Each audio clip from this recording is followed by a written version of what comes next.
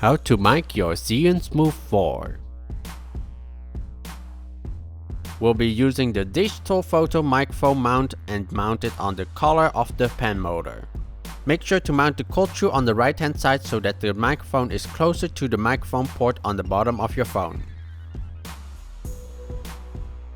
Now we can add any microphone onto the cold shoe on the side of the Zhiyun Smooth 4. If you want to use the Rode Video Micro, make sure you have the TRS to TRRS patch cable. We also need to use the Digitalfoto counterweight.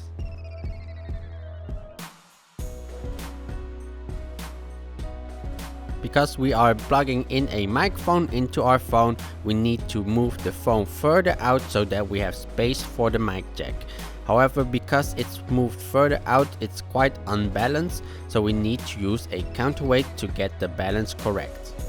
Mount the counterweight over the word smooth next to the tilt motor, and use the right amount of weight to get the correct balance.